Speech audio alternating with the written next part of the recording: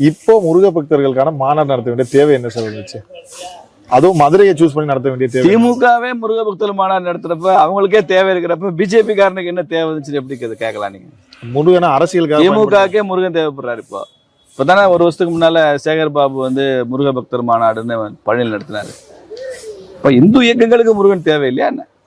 இது ஆக்சுவலா பிஜேபி மட்டும் நடத்தல. பிஜேபி, ஆர்எஸ்எஸ், விஸ்வ இந்து பரிஷத்து, அகில் பாரதிய வித்யார்த்தி பரிஷத்து, பாரதிய மஸ்தூர் சங், கிசான் சங் எல்லாம் சேர்ந்து பண்றோம். அந்த காமன் பேனர் வந்து இந்து முன்னணி பேர்ல பண்றோம். வழக்கமா இந்து முன்னணி 2-3 ஆண்டுகளுக்கு ஒரு முறை இந்து எழுச்சி மாநாடா நடத்துவாங்க. இந்த முறை முருக பக்தர் மாநாடு என்று இந்து முன்னணி பேனர்ல நம்ம பண்றோம். எல்லா இந்து இயக்கங்களும் சேர்ந்து அந்த மாநாடை மதுரையில பண்றோம்.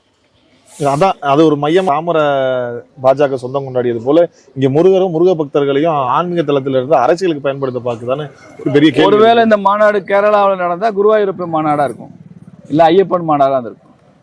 ஒருவேளை இதே மாநாடு வந்து ஆந்திராவில் பிஜேபி நடத்தினா ஏடுகுண்டலவாடு மாநாடா இருக்கும், திருப்பதி வெங்கடாஜலபதிக்கான மாநாடா இருக்கும். ஒரிசாவில் நடந்திருந்தா இது பூரி ஜெகநாதருக்கான மாநாடா இருக்கும். அவ்வளவுதான். தமிழ்நாட்டுக்கு மோடி அவர்கள் வரும்போது வெற்றிவேல் முருகனுக்கு அரோகரான்னு சொன்னாரு. இந்த தேர்தலில் ஒரிசா தேர்தல் முடிவு வந்த உடனே பூரி ஜெகநாதருக்கு அரோகரா அப்படின்னு சொன்னார்ல. ஒவ்வொரு மண் வாசனைக்கு ஏற்று அந்த இதை ஏற்றுக்கொள்கிறோம். ராமர் நாடு முழுக்க கடவுளாக கொண்டாடப்படுகிறார். இன்னைக்கு முருகப்பெருமானுமே இந்தியா முழுக்க. இப்போ நீங்கள் ஒரு வாரத்துக்கு முன்னால் பத்திரிகை செய்தி, உத்தரகண்டில் கார்த்திக் சுவாமி கோயில் அப்படின்னு மலை மேலே ஒரு பெரிய கோயில் வச்சுருக்காங்க, முருகன் கோயில். அதனுடைய அமைச்சர், சுற்றுலாத்துறை அமைச்சர் தமிழ்நாட்டுக்கு வந்திருக்கிறார். அங்கேருந்து கார்த்திக் சாமி கோயில் உத்தரகாண்ட்ல இருந்து தமிழ்நாட்டினுடைய எல்லா படை வீடுகளுக்கும் முருகன் கோயிலுக்கும் அங்கேருந்து வஸ்திரம் கொடுத்து விடுறாங்க ஒவ்வொரு வருஷமும். அந்த அமைச்சரே வந்து இங்கே பத்திரிகா சந்திச்சு பேசுறதுக்கு அப்புறம் தான் அந்த உண்மையை தெரிய வருது. நாம முருகன் என்பவர் தமிழ் கடவுள் என்பதில் சந்தேகம் இல்லை.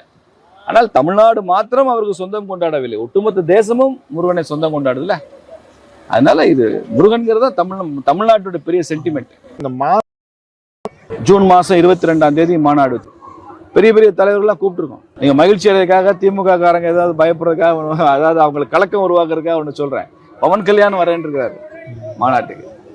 உத்தரப்பிரதேச முதலமைச்சர் ஐயா யோகி ஆதித்யநாத் அவர்கள் வரேன்னு சொல்லியிருக்கிறாரு.